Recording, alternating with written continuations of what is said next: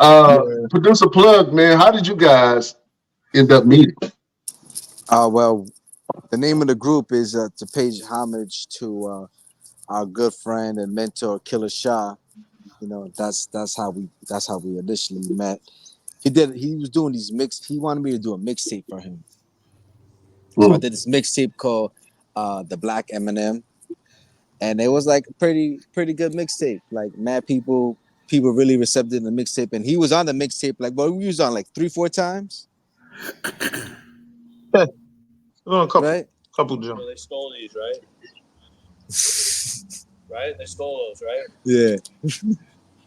So like 3-4 times on the mixtape, and then he was always around Killer Shy and like was like working on some stuff and always making music. So when he was doing like mixtapes, he would just come along, and we just never like we always like never said we were gonna make music with each other. We were just always like good friends, like oh so I did my own thing. He started doing like we re-linked in LA.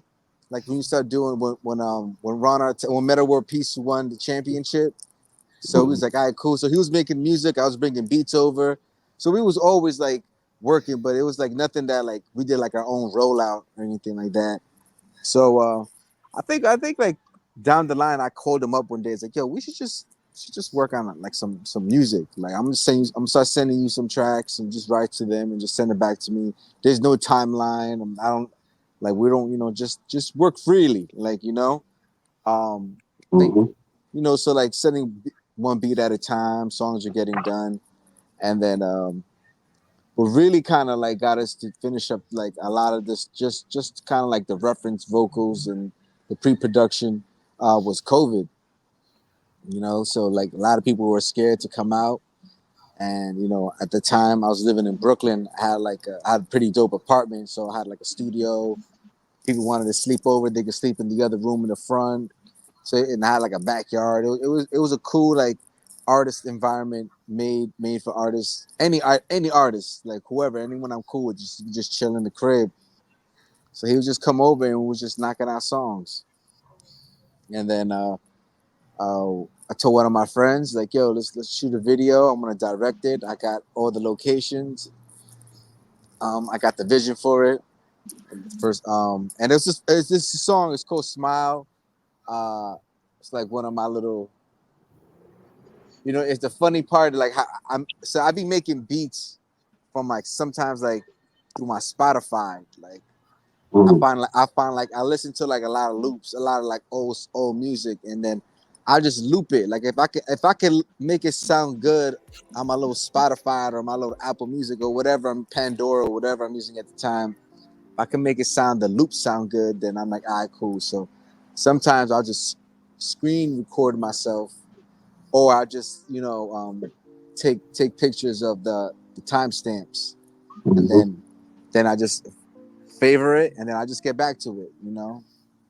And if it's good, then it makes it happen. So I just went back one day. I'm like, oh shoot, this is dope. So I just like hooked it up and sent it to him, and we just knocked it out.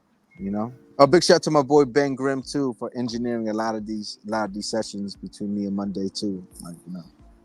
Absolutely. Absolutely. Let me ask you guys a question, man, because the music industry is steadily evolving.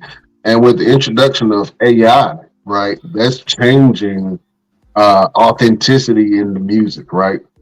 Do you feel like the introduction of AI tools in music is going to help or is it going to hurt hip hop? We ask y'all that individually. And since you being a producer, I know that you can see the benefits of it and also see the other side of that as well. I think me and my boy, we was just talking about Grimes. She did a Coachella set, and what people didn't know that she was using the sync button for all these years. Maybe she's been doing this for 10 years, like doing these big festivals. And Coachella is the biggest festival to date, and her whole set was off because she didn't know how to actually blend or mix a record off your ear. Uh, so it's a double-edged sword. Will it help you in the time of need?